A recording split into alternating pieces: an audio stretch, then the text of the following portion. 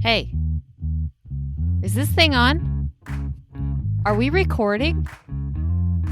Can I get a tech person? Oh, for the love of ed tech. We are so excited to announce our We Love Educators giveaway. This giveaway is exclusively for you, our podcast listeners. We are thrilled to be giving away some For the Love of Ed Tech merch, a free month of Teacher Campus, our online professional development platform, and a $50 Amazon gift card. All you have to do is go to the CET Public Television Facebook page, the Think TV Network Facebook page, or the SOIDA Facebook page and share a post about our podcast with your friends. Or write a review for the podcast on Apple Podcasts. Then take a screenshot of your post and email it to our producer, Kristen, at kteter@thinktv.org. The giveaway entry period begins today, March 10th, and goes until April 22nd, 2022. Rules and regulations apply. You can view the giveaway details at cettconnect.org or thinktv.org. Thanks for supporting our podcast. We love our educators. So, Corinne, I feel like we have a great guest today. Yeah, we're going to have Nikhita Bhatia on. And I'm super excited because when she started at CET, which is how we kind of connected with her, both of us were like, we have got to have Nikki on the podcast because she has such a cool story. Yeah, we both liked that she was able to channel her love and passion for reading with young kids and puppetry into a YouTube channel. So I can't wait to hear what she has to say about that. So joining us today is Nikhita, who is the school readiness coordinator with CET, which is Cincinnati Education Television in Cincinnati, Ohio. So thanks for joining us today, Nikhita. Thank you, Kara. Yeah. We're glad to talk to you because we want to hear how you ended up in education. So, Kara, I'm a 90s kid who grew up in India, which basically means that I come from a generation where children are told that you could either be doctor or engineer, otherwise you are useless. Oh. Hey, I survived the wave. Neither I'm a doctor nor I'm an engineer. So, yes, I mean, the way we were taught in schools, every time the focus was more on getting scores. All our, parents, our teachers worried about was just about scores, getting good scores, then getting into a good college and getting a good job. So it was all about that to have that kind of sense of security. So that, and for me, like education at school, yes, it was a good school and my education was great, but I feel that many things, many subjects such as science and history, like they were taught us, like history was like just mug up the dates and vomit everything on the paper. It was like that. And now when I read some incidents of history, I'm like, wow, this is so interesting. Why was I never taught like that? So Yeah. so because of all this, like the education part of my childhood was kind of boring. I did not really enjoy it, and thankfully things happened that I actually got into it myself. So now I'm like, I want to make education fun for children. I want them to be excited about learning, excited about going to school, not in the fear that, oh my God, I haven't done the homework. What will happen with me? Will I get a punishment and all of that? Like all these things, they were a part of Indian culture, Indian teaching, being punished or, so it was that kind of fear that we as kids had. And like, our parents, they wanted us to study all the time. Like my mom was a chilled out person, but my dad, oh my gosh, we used to dread the day he was at home. So like a Sunday, I was like, oh my gosh, it's gonna be a torture because he'll be at home. He just wants to, see us studying. I feel like we're on a similar wave in the US. There's so much emphasis on test scores and achievement. And I feel like maybe the wave is kind of like slowing down a little bit. Like we're starting to say, hey, does everybody really have to go to college? college? And should we really be focused on test scores so much? What's it doing to our kids? Obviously, you didn't enjoy school. I have little ones in school that I think they enjoy elements of it, but there's still a lot of things that are not being done maybe in a way that's engaging or natural. Yeah. I'm not even going to go off on a tangent about like how math is taught right now, or how things have changed since we were in school. But I just remember, speaking from personal experience, and I don't know if you two found this as well. So I have a middle school background, and I know you two have worked with early learning. But so when I went to school, I felt like teachers had a lot of flexibility. I didn't feel super pressured to score well on tests. It was more like I was motivated by myself to do well on that. Until we're doing ACT, SAT, like high stakes testing. I felt like teachers had a lot of flexibility. Like we would do really fun projects, and we'd read these great books and do all these activities, and even like some kind of project-based learning kind of things where we would, like, I don't know, in algebra, we measured the entire school and redid the emergency exit maps, like that kind of stuff that was like really impactful. And then when I started teaching, I still had a little bit of that flexibility, and I feel like it's been less and less and less. And as I've noticed that flexibility and the teachers being allowed to direct their own curriculum, that happening less and less, I've noticed more and more teachers saying my kids are struggling with creativity and motivation. Mm-hmm. So when I taught, like I said, I was kind of in the in-between. I would assign something like a narrative. We're going to do narrative writing. This is fun. You can write whatever you want about anything, any characters. And they would say, how many characters do I need to have? How long does it need to be? They want so badly to do what's right and to be correct, because we put that pressure on them that you have to get the right answer, you have to get the highest score, that now they don't know how to not do that. Yeah. If that makes sense. Yeah.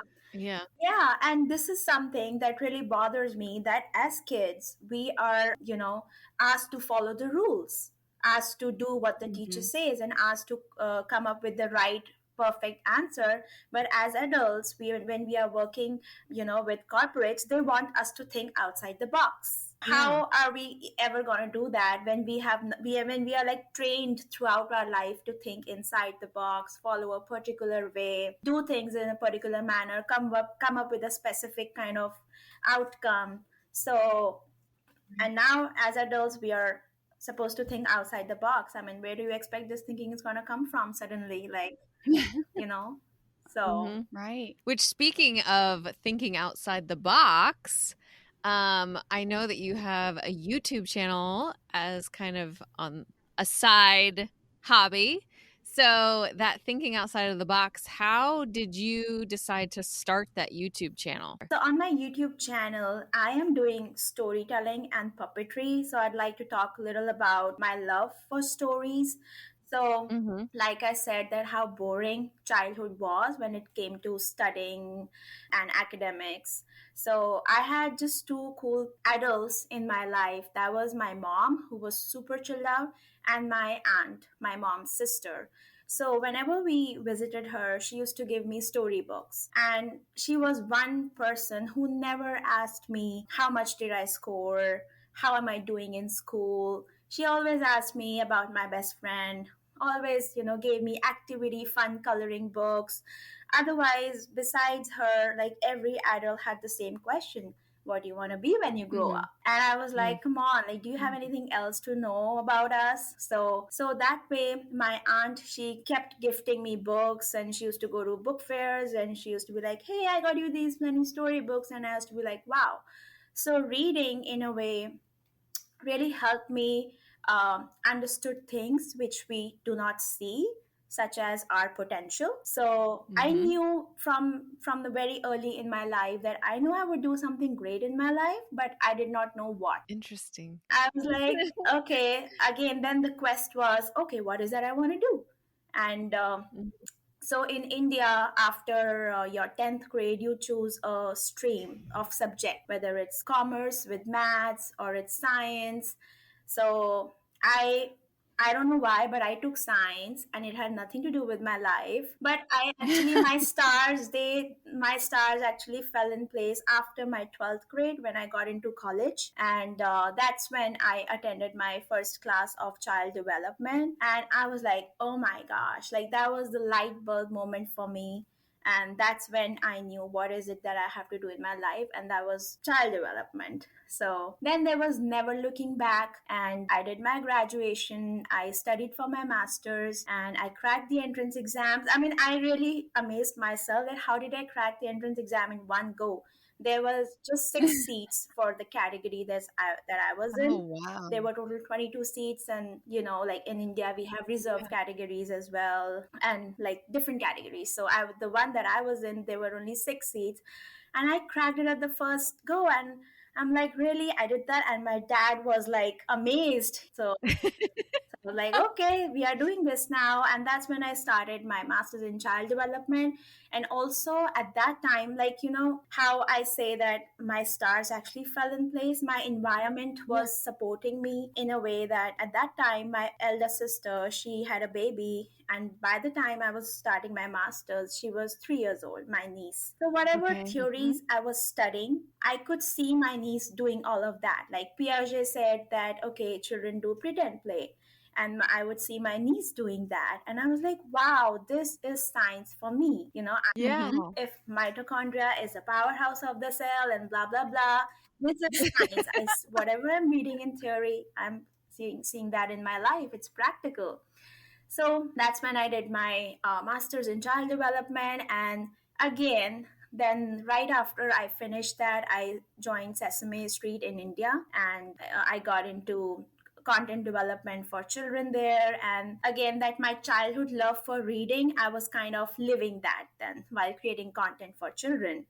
And Yeah. again, I knew that I had to do something more fun, but I did not know what. And 5 years there in India with Sesame Street, then I moved to US in 2019, and then our dear lockdown happened, COVID happened. So during COVID time, I was really missing my family, and I thought that I want to go back and visit them.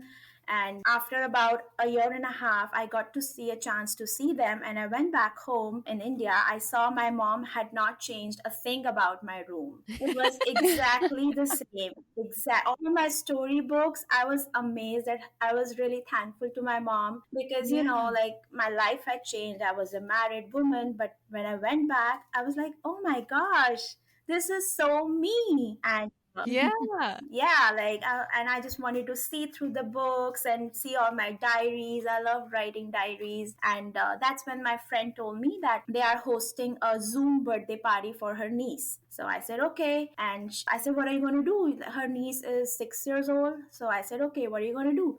So she said, we are playing a game called Tambola, which is like housey. So I said that, I don't think that that game is appropriate for children for a birthday party if they're going to be young kids. So she said, then why don't you do something? I said, okay. Then I really did my research about how I can host a Zoom birthday party.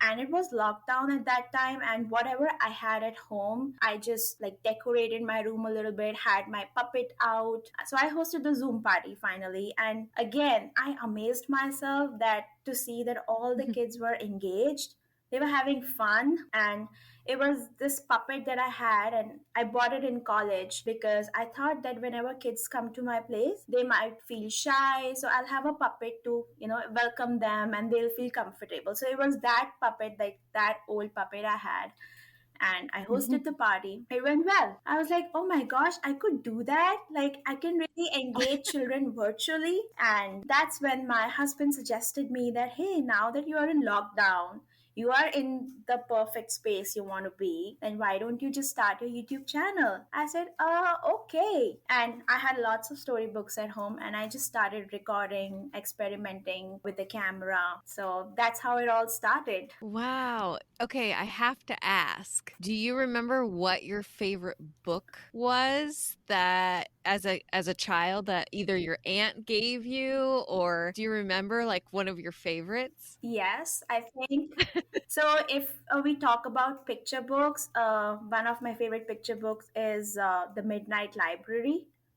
It's Yeah, it's about a little Yes. librarian and she has three assistant owls, and basically animals come to the library throughout the night and they help the animals with the books and storytelling and all of that. So that's one of my favorite picture books. And other than that, I think Diary of a Young Girl and Frank is one of my favorite Okay. books. Uh-huh. Yeah, and Matilda by Roald Dahl. Okay. That's Yep. one of my favorites too. It's actually sitting right over here on my, no one can see this, that I'm pointing, but it's sitting right on my nightstand right now. Like, How funny is that? unfortunately, I read that book very late in my life, Matilda. And when I read it, I was like, oh my gosh, had I read this book earlier in life, I would have been a smarter person. And whosoever asked me, what do you want to be in life? I would have a better, smarter, clever answer for them. Yes. So Yeah. that's why, Yes. because I want children to really inculcate the joy of reading, because reading does give you answers. Like for a child like me who Hmm. pretends that, okay, yeah, everything is good and school is good, but in my head I'm like, oh my gosh, why can't they make it more fun and exciting? It's so boring. I think reading books is for those children, because then it just helps you figure out who you are, what you do not want, what you want. So that's why Hmm. I wanted to start like spreading this message that reading is fun. So that's why I Yeah. started this channel where I'm doing storytelling for children. So you mentioned that on your YouTube channel, your puppet is the one that reads the stories. So what is your puppet's name? My puppet's name is Chico. Yes, Chiku. Chico is it's name of a fruit, and it's a very popular Okay. nickname in India. Oh, Yeah, interesting. and I don't know how I came up with it. It just happened, and it actually happened while I was doing that, hosting that birthday party on Zoom. Yeah. So and at that time I thought that, oh, I haven't really thought any name of this puppet, and it just randomly came to my mouth, Chiku. So I was like, okay, this is Chiku then. That is so cool. Really authentic. Yeah. Like it all happened authentically.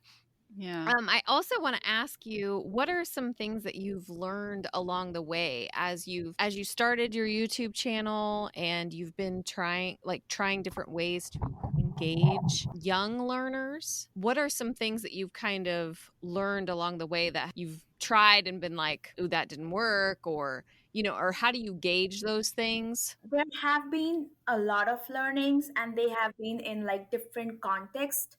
For example, my audience and my content, my delivery method. So there have been learnings in all of those contexts. So like I said, I started at home and I started with my phone. I use the camera of my phone. So my learning actually started from there. I had to figure out a way where I can have the storybook on the screen. And so my first story, which I did, I think it was with the vertical camera. And after I did everything, I realized that, wow, YouTube has a different frame ratio of the frame. So that was my Mhm. biggest learning. I'm like, okay, great, but now I've recorded this, I'm not going to change it.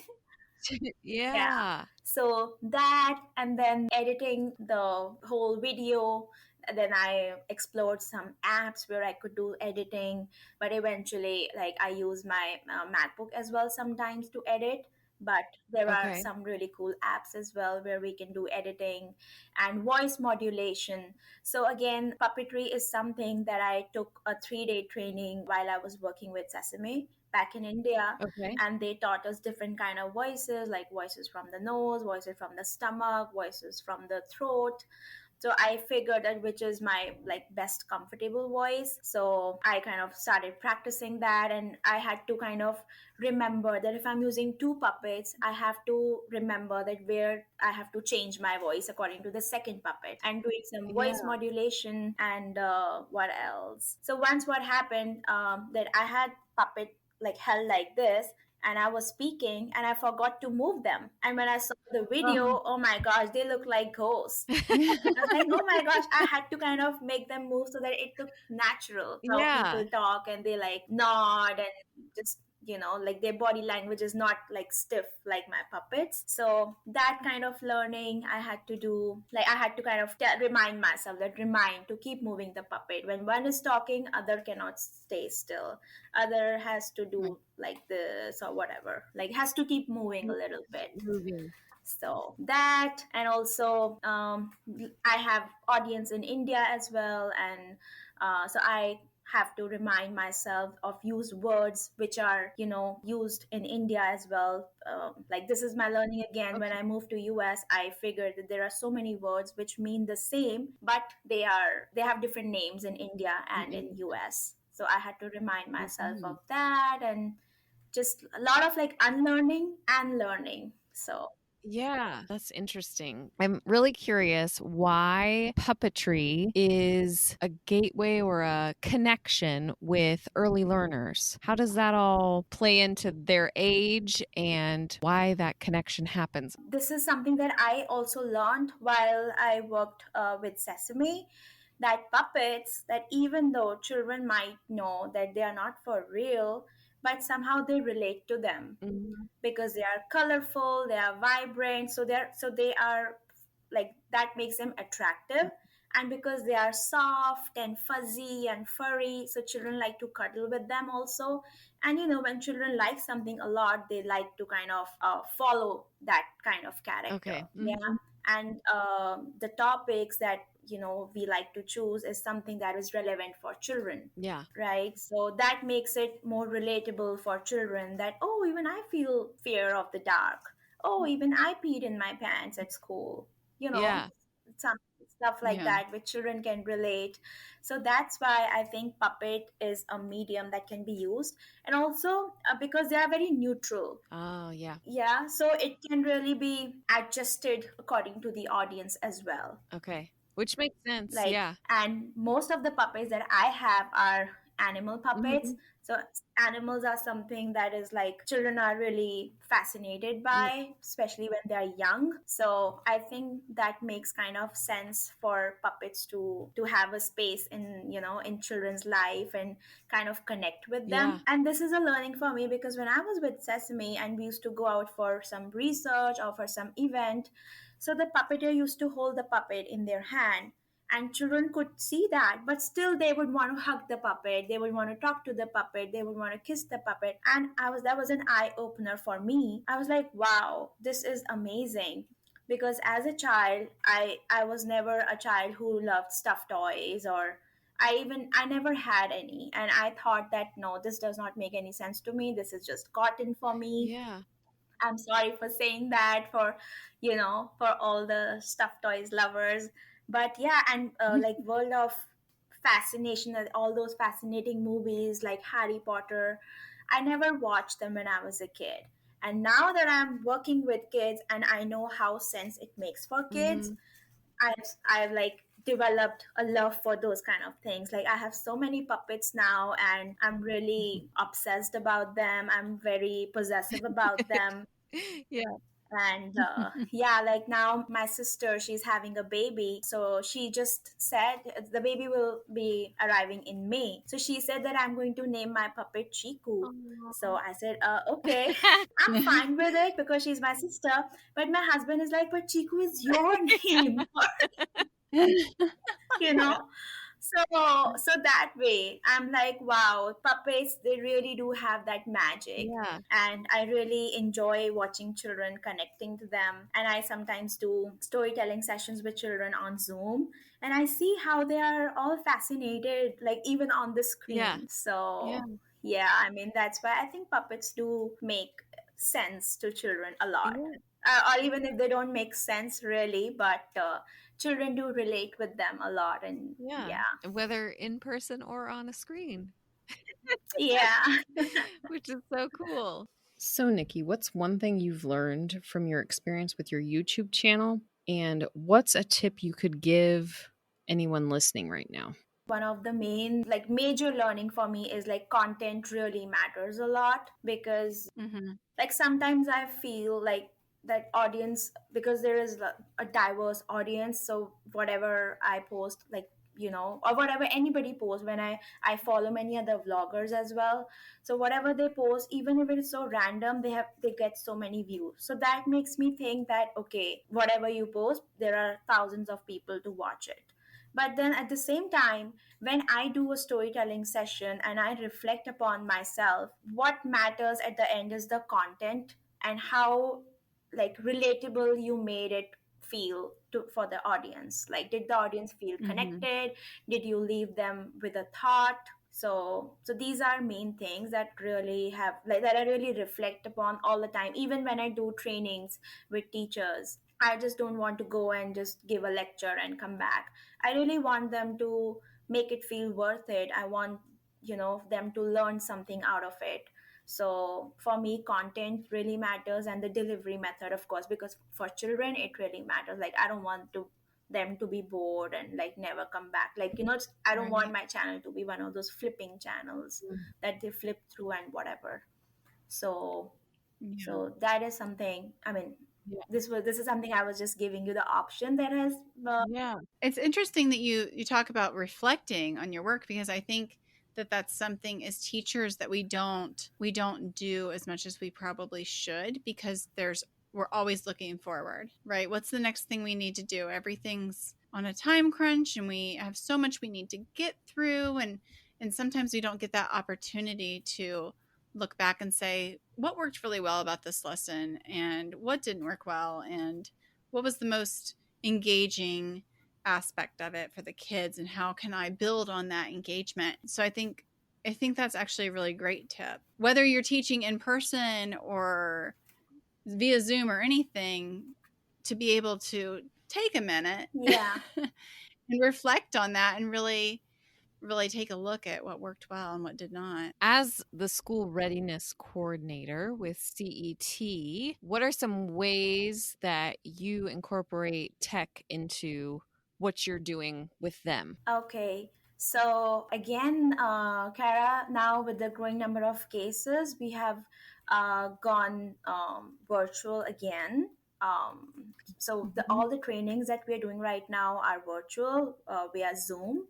So I don't want teachers to feel that okay, they have to sit in front of the screen for 2 hours, watch what is happening on the screen, and just get done with it and get an attendance for the training or a credit for the Mhm. training, because they are putting in a lot of time, we are putting in a lot of time and effort as well, so it has to be worth it, and their time, our time is all valuable. So, and as a school readiness coordinator, my job and my wish is really to make the lives of teacher easier. Mhm.